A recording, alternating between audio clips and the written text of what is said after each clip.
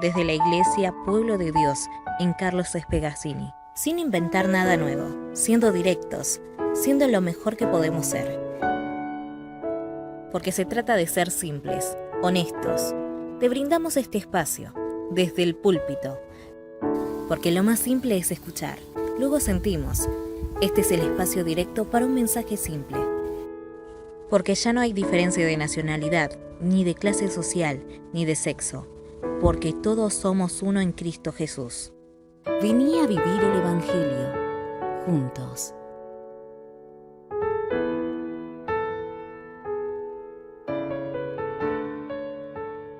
Bueno, veamos esta serie sobre las cartas de avivamiento. Hoy vamos a ver la segunda iglesia de Asia Menor, Esmirna.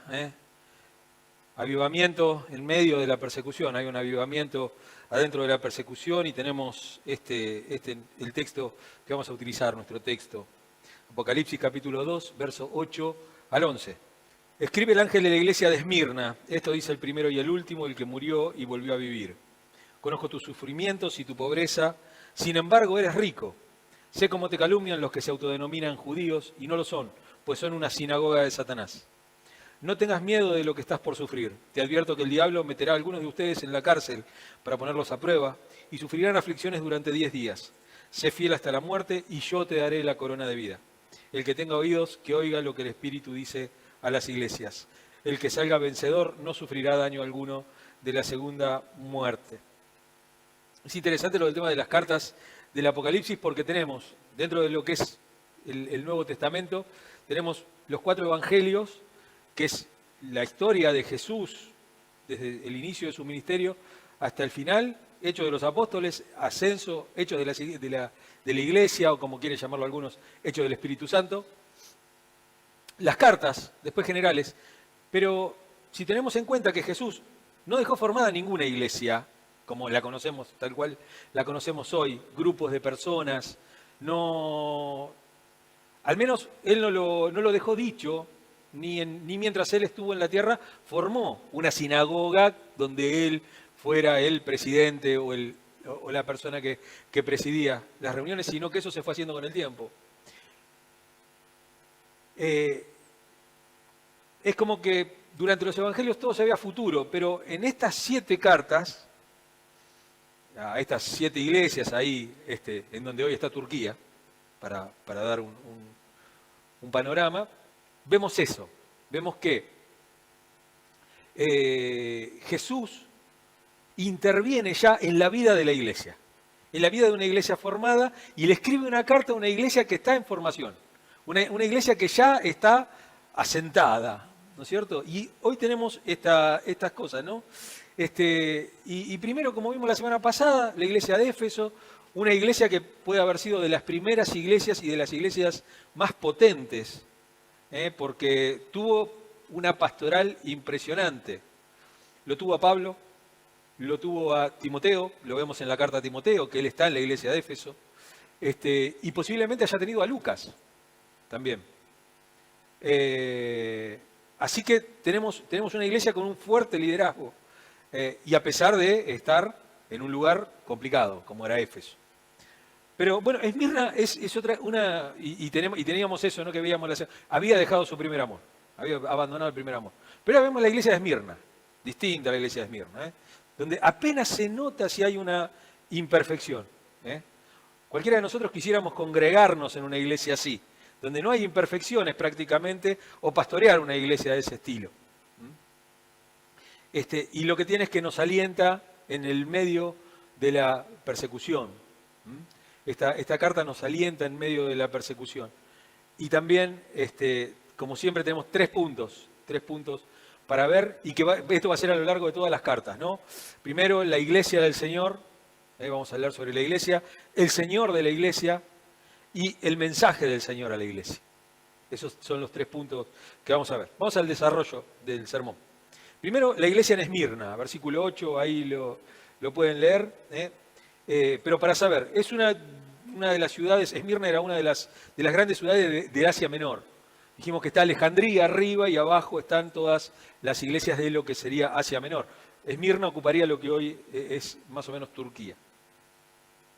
y estaba a unos 70 kilómetros de Éfeso, y tenía un puerto magnífico, un puerto impresionante, con gran calado, donde podían entrar barcos, donde había mucho intercambio comercial. Estamos cerca o en la ruta de la seda también. Estamos en todo el centro del comercio mundial, ¿no? Sabemos que el mar Mediterráneo, todo ese centro es el centro del mercado mundial de aquella época. Y rivalizaba con el puerto de Éfeso también. Éfeso también tenía un puerto y un centro comercial muy fuerte. Lo segundo es que fue establecida posiblemente por la iglesia de Éfeso. O sea, que haya sido la iglesia de Esmirna una iglesia hija de la iglesia de Éfeso. Haya sido fruto de la evangelización de la iglesia de Éfeso. Y por lo que la historia cuenta, están estas 7 cartas de las iglesias de Asia Menor, pero un poquito más adelante va a haber otras cartas de los padres de la iglesia a otras iglesias que están todas ahí, y está también, entre esas cartas está también la iglesia de Esmirna. Así que por lo que sabemos fue una iglesia que fue fiel, una iglesia que se mantuvo a lo largo del tiempo. Y a pesar de que tuvo muchos conflictos internos, que atravesaron, como todo el resto de Asia, hubo una persecución, hubo grandes persecuciones a lo largo de los años, fue una iglesia que se mantuvo fiel. Y lo tercero es que fue bien pastoreada, una iglesia bien pastoreada. Por un largo tiempo fue pastoreada por Policarpo, que es uno de los padres de la iglesia y que es un discípulo directo del apóstol Juan. Así que tenemos un buen liderazgo bien establecido y una iglesia consecuente con su fe y con su doctrina. Vamos a hablar ahora del Señor de la iglesia, segundo punto. Porque Jesús se presenta de una manera, ya lo vimos en el capítulo 1, cómo Jesús se presenta como un sumo sacerdote que está en el medio de un templo celestial. Y él dice, yo soy el primero y el postrero, el primero y el último, el alfa y el omega.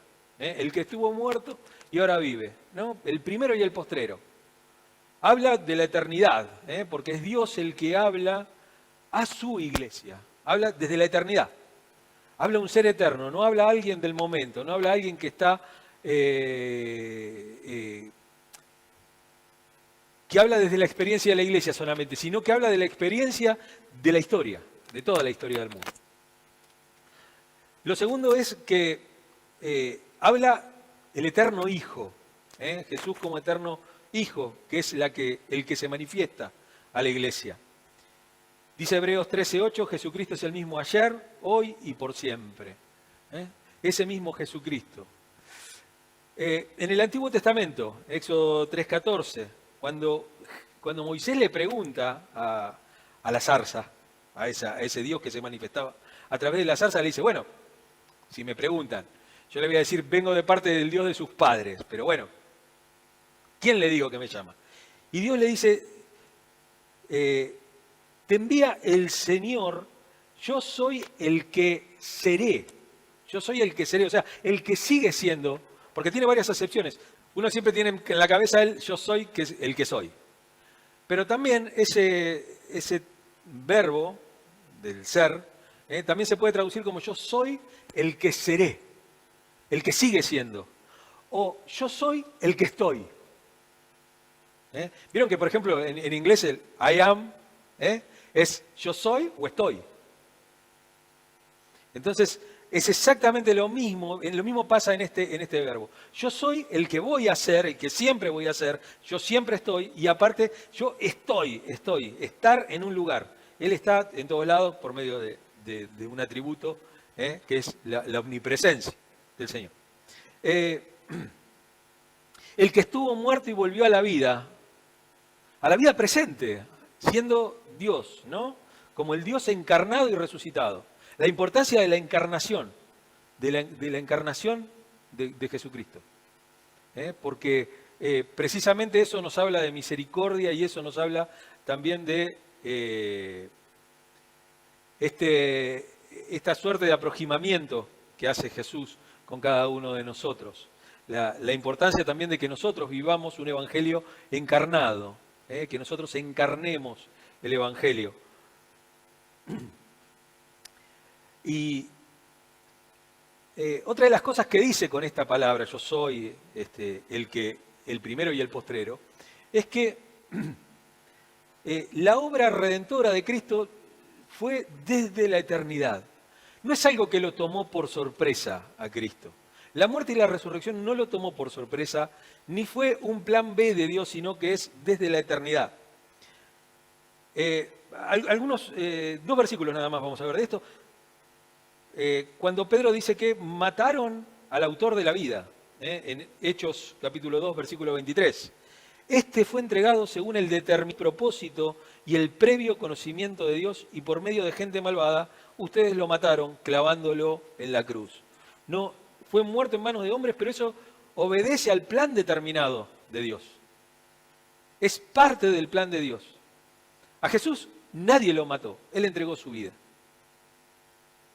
Las personas que lo mataron fueron simplemente los autores del plan de Dios, los ejecutores del plan de Dios. Dice 1 Pedro capítulo 1, verso 18 al 20. Como bien saben, ustedes fueron rescatados de su vida absurda que heredaron de sus antepasados. El precio de su rescate no se pagó con cosas perecederas como el oro o la plata, sino con la preciosa sangre de Cristo, como de un cordero sin mancha y sin defecto. Cristo, a quien Dios escogió antes de la creación del mundo, se ha manifestado en estos últimos tiempos en beneficio de ustedes. No hay nada que se le escape a la voluntad de Dios o al plan de Dios, a un solo plan. Siempre se habla de los decretos de Dios, y en verdad no es correcto, es el decreto de Dios. Dios tiene un solo decreto y en eso suma, es un megaproyecto, es una ley ómnibus, la de Dios. O sea, sirve para todo tiempo. Lo segundo es que se presenta de esta manera ante la iglesia de Esmirna, por eso dice murió y resucitó, pero en la resurrección recibe el nombre de autoridad suprema. Él se convierte en una autoridad suprema y en ese tipo de autoridad, con esa autoridad suprema, dirige a la iglesia. Fíjense en Mateo capítulo 28, del versículo 18 y 19. Jesús se acercó entonces a ellos y dijo: se me ha dado toda autoridad en el cielo y en la tierra, por tanto vayan y hagan discípulos de todas las naciones, bautizándolos en el nombre del Padre y del Hijo y del Espíritu Santo. En esa autoridad es en donde se basa la autoridad de la iglesia también. Y en esa autoridad también es que Jesús escribe estas cartas. Y el último punto del desarrollo de este sermón es el mensaje, todo lo más largo, obviamente. Versículo 9 dice: conozco tus sufrimientos y tu pobreza, sin embargo, eres rico. Sé cómo te calumnian los que se autodenominan judíos y no lo son, porque solo son una sinagoga de Satanás. Lo primero que vimos ya la semana pasada, Él conoce nuestras obras, conoce tus obras. Él siempre arranca igual todas las cartas. Fíjense que dice: yo conozco tus obras. Y acá Él dice: yo conozco tus sufrimientos. Yo conozco tus sufrimientos, tus padecimientos, lo que te está pasando. Yo conozco tus obras. Dice, son las obras de una iglesia fiel. Son las obras que son necesariamente hechas en el poder del Espíritu. No se puede hacer algo fuera del poder del Espíritu. Son obras de testimonio. Son obras para dar testimonio. No se da testimonio cortando el pasto.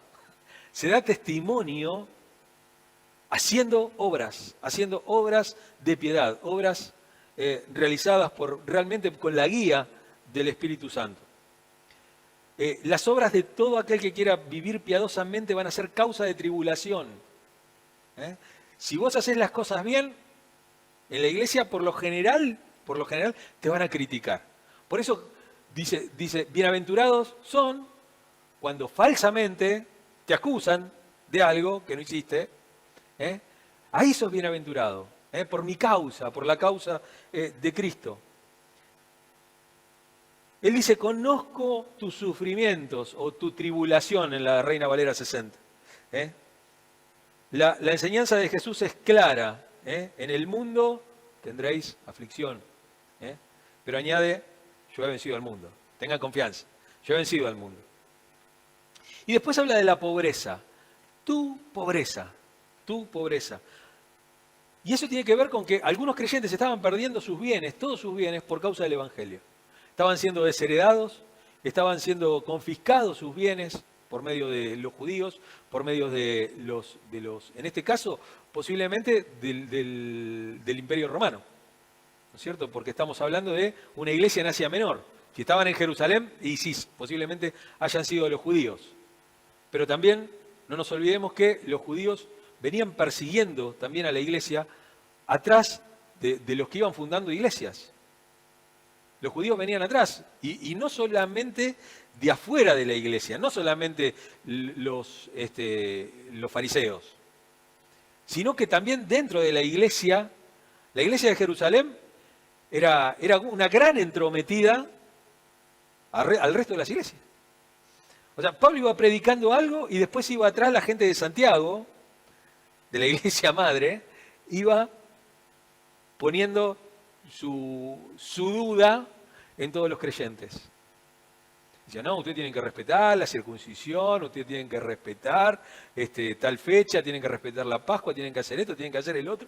Y ellos iban atrás de lo que Pablo iba haciendo, de lo que iba haciendo Bernabé, de lo que iban haciendo Silas, lo que iban haciendo Apolo, y todo eso, y ellos iban atrás de ellos. Por eso Pablo tiene que juntarse con Santiago ahí en Jerusalén. Y bueno, está bien, listo. Vos andás por aquel lado, que se guarden nada más de idolatría y de sangre y ahogado. Nada más. ¿Quién ganó? Ganó la iglesia de Pablo, obviamente. Ganó la iglesia de fuera de Jerusalén. Jerusalén no quedó piedra sobre piedra. Sufrió la entrada de Tito, donde destruyó el templo y todo. Y la última destrucción en el año 124 después de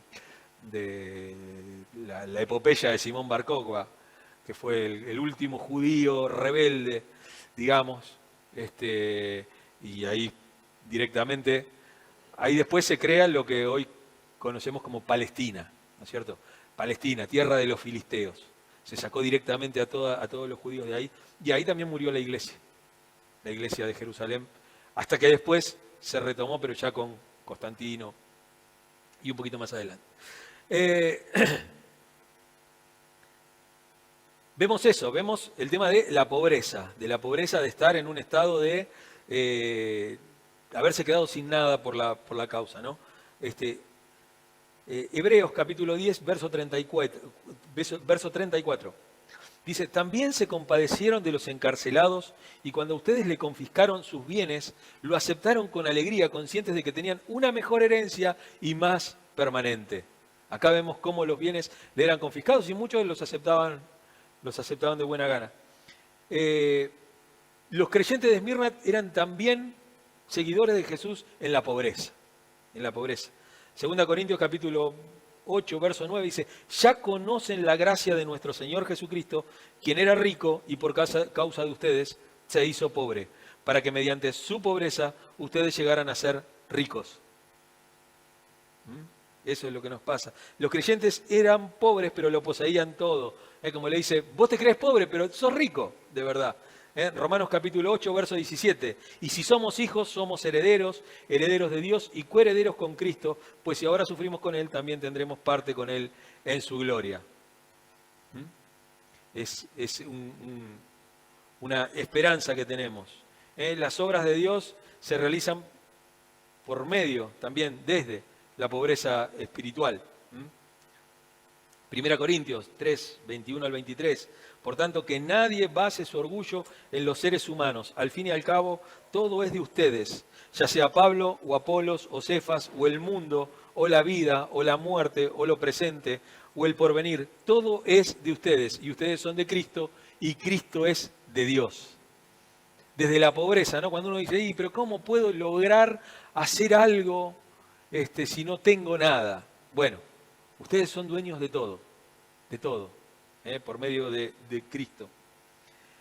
Y después habla de los que dicen ser judíos. Y hoy podríamos decir, bueno, los creyentes Dicen ser judíos, ¿no? Creyentes, y son una sinagoga de Satanás. Esto que dicen ser judíos, hoy lo podemos comparar con los creyentes, ¿no? Con los creyentes, vaya a saber uno en qué, creyentes en general. Las obras de una iglesia piadosa son piedra de tropiezo para estos supuestos creyentes. Hoy hay distintas iglesias, distintas de todas las denominaciones, la mayoría están absorbidas por una estructura religiosa, por una estructura verticalista, por un organigrama. No tenemos un papa, pero andamos cerca. Estamos absorbidos por esa estructura religiosa, por esa sana doctrina, que la sana doctrina es la doctrina de cada iglesia, porque cada iglesia cree que tiene la sana doctrina. ¿No es cierto? No vemos, porque si realmente nos pusiéramos todos de acuerdo en qué significa sana doctrina, estaríamos todos más o menos parejos.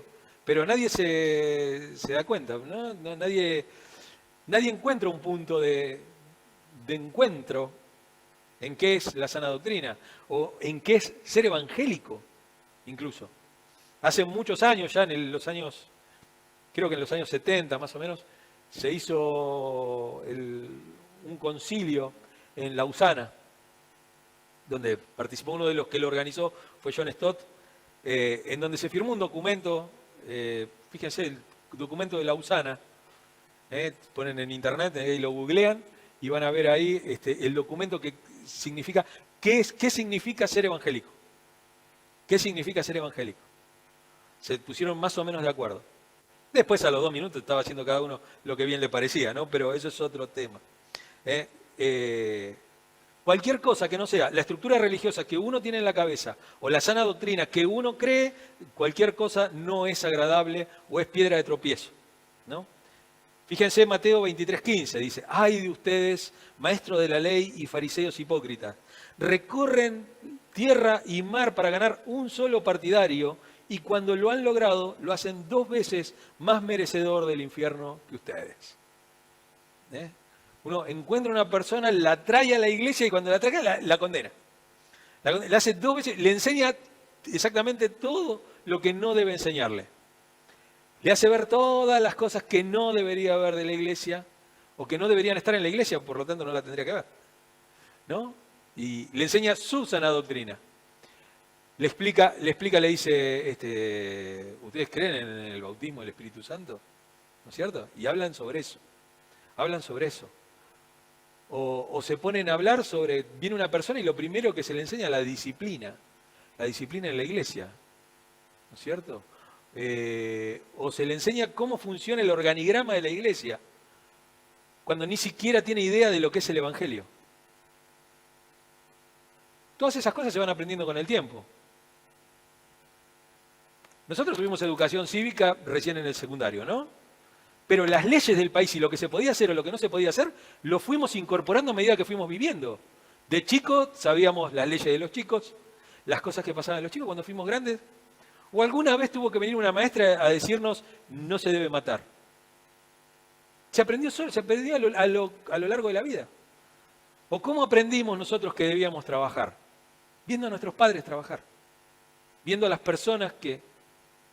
Es un camino, por eso digo, el lema de la iglesia, la verdad que se me ocurrió así muy rápido, digamos, pero me parece que fue muy asertivo en todo caso, ¿no? Viviendo el Evangelio juntos. Digo, de eso se trata, de vivir el Evangelio. Si el Evangelio no se vive, es algo muerto. 5. Lo que son las sinagogas de Satanás? Porque yo he escuchado disparates con respecto a esto. Que en Esmirna había un templo satanista, que ahí se adoraba a un carnero y que ahí estaba el templo, la sinagoga de Satanás. Y el texto no dice eso. No dice, absolutamente no dice eso. Los que se autodenominan judíos no lo son, pues solo son una sinagoga de Satanás, que tiene que ver con esto, ¿no? Que dice, ay de ustedes, maestros de la ley, que terminan siendo discípulos y lo están condenando 2 veces más todavía. Y se trata de eso, no es un lugar físico, no es un templo donde se adore al diablo, son los que dicen ser judíos y hablan blasfemias contra el Señor. O son los que dicen ser cristianos y hablan cosas que van en contra del Señor. Son instrumentos en manos de Satanás. De eso se trata, de ser instrumentos en manos de Satanás. Cuando también la religión sustituye a la Biblia. Cuando se predica cualquier cosa, la Biblia ya está vieja, la Biblia ya no es pertinente para este tiempo, no sirve para este tiempo, hay que predicar otra cosa, hay que hacer otra cosa. Mensajes motivadores, música, luces, show, una horita de teatro hagamos. Ahora pasemos una película, hagamos otras cosas. Y la Biblia se deja de lado y esto se convierte después en una sinagoga de Satanás, que es lo que dice acá, ¿no? La religión sustituye a la Biblia, las normas de una iglesia. La iglesia dice, tiene todos estos mandamientos, ¿no? La iglesia bautista tiene esa característica, ¿no? También, pero dentro de todo somos libres porque cada iglesia es totalmente independiente de la otra. Pero tenemos un par de normas que son vacas sagradas, ¿no es cierto? Antes de construir una iglesia, lo primero que hacen es construir un bautisterio. ¿No es cierto? Porque tenemos el bautismo como esa norma, la Santa Cena, la escuela dominical. La escuela dominical es, ¿viste? No, porque en la iglesia bautista se enseña, si no viene nadie. ¿No es cierto? Pero después, yo digo, yo veo a las iglesias, a muchas de las iglesias bautistas, que mantienen eso a rajatabla y después le aflojan al púlpito. ¿Qué es lo verdaderamente central? ¿La escuela dominical, recortar de figuritas de David y Goliat? ¿O la palabra que los padres se llevan también? Porque los hijos, miren, los hijos tienen que estar sentados en la iglesia, al lado de los padres, viendo cómo los padres se escuchan. Así como nosotros aprendimos que había que trabajar, viendo trabajar a nuestro papá, a nuestra mamá, así también nuestros hijos aprenden a ir a la iglesia, a escuchar la palabra y a ser consecuentes con ellos. Y después vos vas en el auto y vas hablando del partido del Inter de Miami, en vez de hablar de lo que pasó en el sermón, o si después el sermón se olvida en tu casa y no se habla, el chico va a aprender que tiene que ir a aguantárselo y nada más. No va a decir, no, lo tengo que practicar, lo tengo que rumiar a esto. Lo sexto es perseguir a un creyente por la fe, por su fe. Preciarlo por la confianza que tiene en Cristo. Es perseguir a Jesús. Pablo lo aprendió ahí camino a Damasco. Dice que estaba persiguiendo. Dijo Pablo, lo llamó. Dice que vio una luz impresionante, que la vio él solo. La voz la escuchó él solo. Nadie vio nada. Él cayó de rodillas ante el Señor, quedó ciego, lo encegueció esa luz. Y Pablo se dio cuenta que cuando perseguía a la iglesia, en verdad estaba persiguiendo al Señor de la iglesia. No son ustedes, no somos nosotros a los que nos hacen las cosas o a los que nos persiguen. Es al Señor al que persiguen. El Señor va a pagar. Estamos vinculados a Cristo de una manera muy fuerte, de una manera corpórea, porque Jesús es la cabeza y nosotros somos el cuerpo, somos parte de ese cuerpo. Estamos integrados en ese cuerpo. Y ahí sí entra lo del tema del bautismo del Espíritu Santo. El Espíritu Santo nos bautiza, nos sumerge en un cuerpo místico, cuya cabeza es Cristo. Estos que persiguen a los creyentes y que se hacen llamar creyentes son hijos de Satanás. Recuerdan ustedes que Jesús se los dice, ¿no? Ustedes son hijos del diablo porque me quieren matar. Y si ustedes piensan que son hijos de Abraham, ustedes piensan que son hijos de Abraham, pero Abraham vivió su fe esperando mi día. Y ustedes que lo están viendo me quieren matar. Y ustedes son hijos, ustedes quieren hacer las obras de su padre, el diablo, decía Jesús. Y en la medida en que vivamos conforme a la voluntad de Dios, como dice ahí el versículo, a la voluntad de Dios, vamos a sufrir persecución. Y ahí viene lo que dice el versículo 10. No temas en nada lo que vas a padecer. El camino de la iglesia está cada vez más opuesto al mundo, aunque siempre fue así. Miren lo que dice Jesús en Juan capítulo 15, verso 19. Si fueran del mundo, el mundo los amaría como a los suyos, pero ustedes no son del mundo, sino que yo los he escogido de entre el mundo.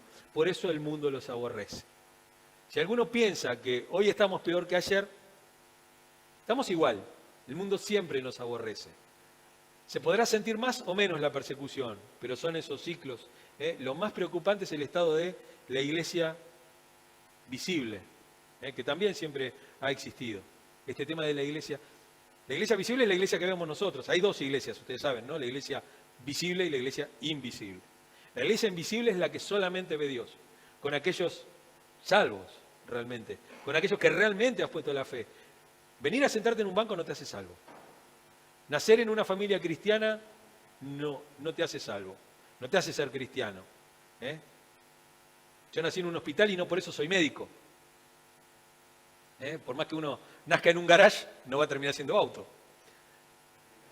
Ni mecánico tampoco. Por eso es necesario ver que Jesús nos advierte que vamos a tener persecución. Y yo ahí lo puse, no sé si lo puse ahí, pero persecución. Lo puse acá yo en mis apuntes, entre signos de interrogación. ¿Persecución? ¿Qué es la persecución? Porque a lo mejor pensamos que es que nos vengan a cortar la cabeza, persecución.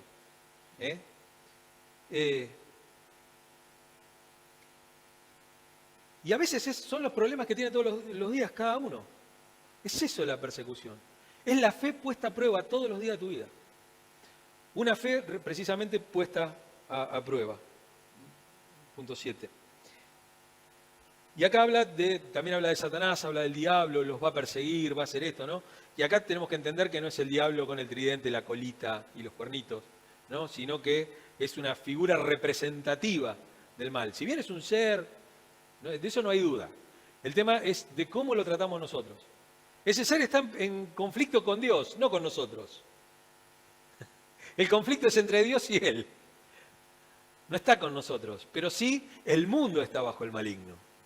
Nosotros estamos en Cristo, estamos bien guardados, estamos ahí, pero dice acá, va a echar a algunos a la cárcel. Y yo tomaba este texto y decía, bueno, la cárcel, pero hoy no te echan en la cárcel por ser cristiano, salvo que estés en un país musulmán, que estés en algún lugar de esos, en donde la iglesia está siendo perseguida. Hoy no pasa eso. Pero digo, ¿dónde están esas cárceles? Y me acordé de un texto que tiene una palabra, que es esta, en 2 Corintios capítulo 10, versículos 4 y 5. Dice, las armas con que luchamos no son del mundo, sino que tienen el poder divino para derribar fortalezas. Y la palabra es fortalezas. La palabra fortaleza significa cárcel también.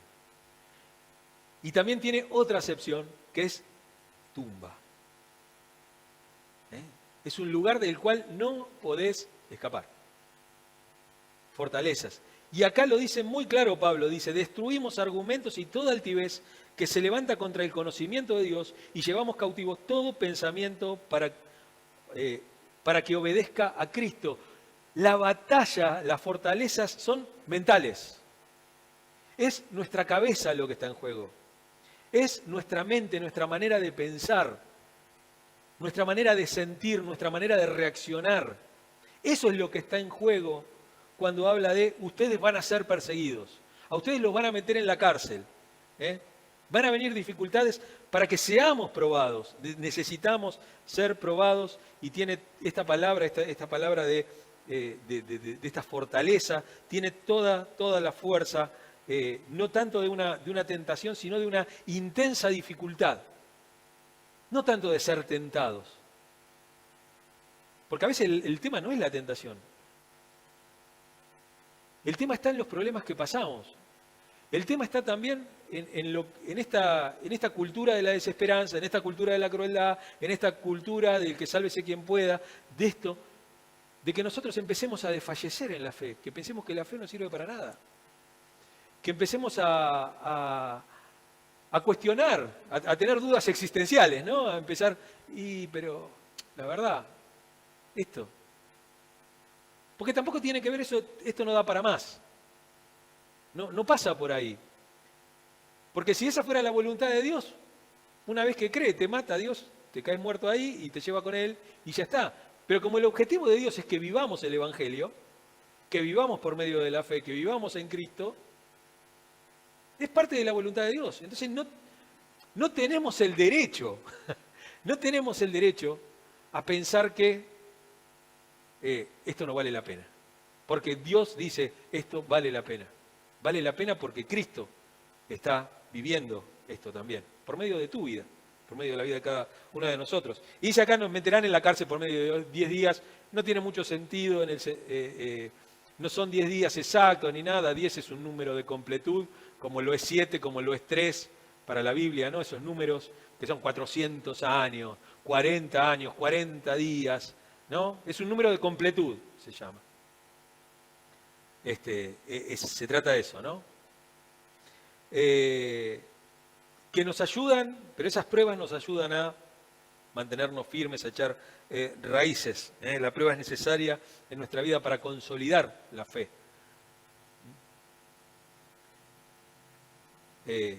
Y eso va también en contra de la dinámica que hoy adquirió el mundo. Hoy a los chicos no hay que decirle nada que no porque se frustran. Serán niños frustrados. Bueno, que se vayan acostumbrando porque el mundo te dice que no y Dios muchas veces te dice que no. Tenemos que enseñarles. Porque si no, al primer no, dejan todo. Y el mundo es un mundo que está diseñado para decirte que no. Pero nosotros pensamos que a los niños no hay que frustrarlos diciéndole que no. Entonces después tenemos chicos de 30 años, caprichosos, que no saben aceptar un no. Que no saben aceptar un no. Y nos dice también que debemos ser fiel hasta la muerte. Es una demanda de entrega absoluta en medio de un conflicto, en el medio de todo esto. Por eso dice Romanos 8:29, porque a los que Dios conoció de antemano también los predestinó a ser transformados según la imagen de su Hijo, para que Él sea el primogénito entre muchos hermanos. Él los predestinó porque esas pruebas nos transforman, nos dan fuerza, nos ejercitan nuestra fe. Y nos da fidelidad en la santidad, en el compromiso, fidelidad en ser ejemplo. Así le dice Pablo a Tito, con tus buenas obras, dales tú mismo ejemplo en todo, cuando enseñes, hazlo con integridad y seriedad. Fidelidad con la palabra. Un líder no es aquel que da consejos, es el que muestra su vida como ejemplo. Dios nos llama a la máxima dimensión de fidelidad. No es que la vara está baja, no, la vara está alta. Dios nos pide una entrega total. Vamos a nosotros y la palabra. ¿Qué pasa con nosotros y la palabra? Lo primero, la promesa de Dios. No tengas miedo. No tengas miedo. Cuando te pasen todas estas cosas, no tengas miedo. La corona de vida eterna es lo que te espera. La corona de vida eterna. Te daré la corona de la vida. No se alcanza por el martirio, no se alcanza por las obras. Acá lo que se trata de expresar Juan con respecto a las palabras que Jesús le está diciendo es la corona que le daban a los ganadores de las Olimpiadas. ¿No es cierto? De aquellos que corrían, se le daba un laurel, una corona de laureles, una corona de olivo, en algunos casos. Tampoco es el disfrute de la vida eterna después de la muerte. No se trata de eso. No se trata del disfrute después de la vida final. Porque nosotros hoy estamos viviendo una vida de bendición con Jesús. La muerte y la resurrección es una continuación de esta vida de bendición de vivir con Dios. Obviamente que es más grande, obviamente que la presencia es mayor, obviamente que tenemos cara a cara, que el pecado ya no existe, que la muerte no existe, que la enfermedad, Dios enjugará toda lágrima, no hay tristeza, Él eliminará el diente, la garra para que ya no haya muerte tampoco en la naturaleza, en donde podamos disfrutar todo, pero hoy podemos vivir un adelanto de todo eso. Y es esta vida esta vida que merece la pena ser vivida. Merece la pena ser vivida. Y es obligación para un cristiano disfrutar la vida. Es un mandato, es un mandamiento, disfrutar la vida. No, bueno, estoy acá en la sombra de valle y de muerte, ya voy a disfrutar cuando Dios me lleve. No, hoy tenemos que disfrutar la vida. No quiere decir lo que escribe Joel Osteen en su libro Su mejor vida ahora. Decía John MacArthur, dice, si tu mejor vida es ahora, es porque tu próximo paso es el infierno. Sino que tiene que ver con que nuestra vida hoy es valiosa de la mano de Dios. Y no quiere decir que seamos prósperos, que andemos llenos de plata, ni nada, sino que tengamos paz en el corazón, gozo, que podamos sentir amor por las personas. No somos psicópatas, que no sienten nada por el otro, sino que somos todo lo contrario, somos empáticos. Nos dolemos con el otro, disfrutamos cuando el otro disfruta, amamos, incluso a aquellos que no nos aman. Ese es el evangelio que Jesús nos llama a vivir. También, ¿no? El tribunal de Cristo, ¿no? Ante el que vamos a comparecer y vamos a dar cuenta. Y ahí vamos a tener algo que presentar si realmente, como dice acá, mantenemos nuestra fe. Más allá de la salvación no está en juego, ¿no?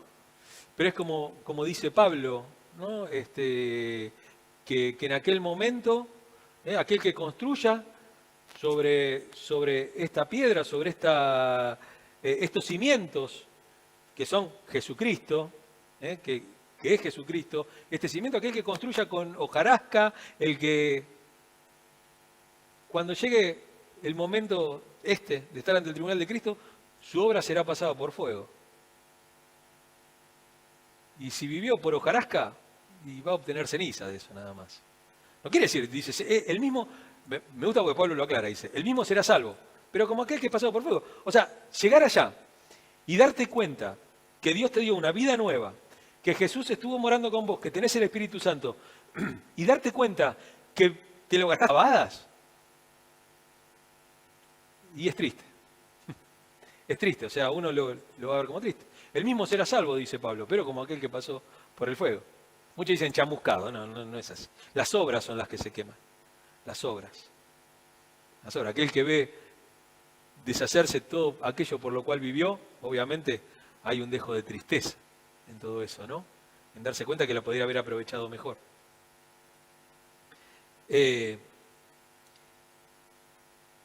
Lo segundo es, quien tiene oídos para oír. Este texto es tan fácil como decir que si tenés oídos para oír, si estás escuchando esto lo tenés que entender. No hay otra cosa. Si tenés oídos para oír, tenés que entenderlo. No, porque esto es muy difícil, porque habla difícil, porque no se entiende, porque no, esto es muy claro. Lo que está diciendo Jesús es muy claro, la palabra de Dios es muy clara. No, lo que pasa es que ese no es el nombre de Dios, necesitamos saber el nombre de Dios para que nos dé, ¿viste? De esa cosa de evangelio mezclado con la Kabbalah y mezclado con New Age y todo ese tipo de pavadas y todo ese tipo de cosas, y que no, lo que pasa es que Dios tiene un secreto que solamente te lo dice a través de los profetas, a través del apóstol, porque el apóstol tiene, no, olvídate. Dios se comunica con sus hijos directamente y lo hace a través de la palabra de Dios. Y lo hace a través de la palabra de Dios y la interpretación de la palabra de Dios. Que tiene esta interpretación, que es una interpretación es una predicación expositiva, que expone solamente lo que dice, hay todo, pero después en tu vida, es distinto seguramente a lo que me pasa a mí con esta palabra. Y es un desafío final con el que termina Jesús. El que tiene oídos, oiga lo que el Espíritu dice a las iglesias, o a la iglesia. Y lo último es un lugar para siempre. Un lugar para siempre. La segunda muerte no tiene consecuencias en nosotros. Vencer es parte del Evangelio de Dios, de la obra de Dios en nuestra vida. Somos más que vencedores por medio de Jesús. Somos más que vencedores. Esa imagen era cuando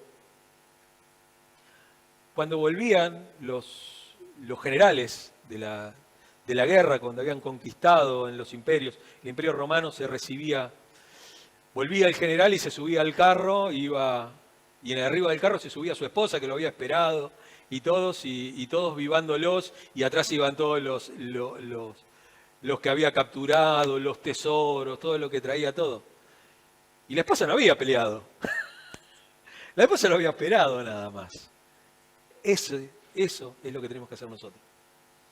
Nosotros es esperar, confiar.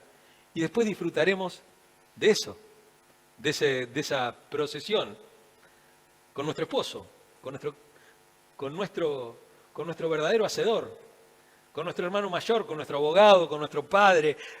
Jesús es todo en todos, ¿no es cierto? Ese es el final último de Dios. Que Cristo, que Dios sea todo en todos. Para que no necesitemos nada, para hacernos completos. También, ¿no? Él es el que nos da la capacidad de perseverar en Cristo.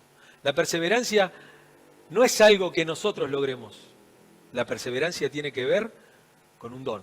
Es un don de Jesús que nos da a todos el mundo, el mismo que nos salva, nos va a santificar por completo y nos va a llevar, a resucitar y a transformar en alguien semejante a Él.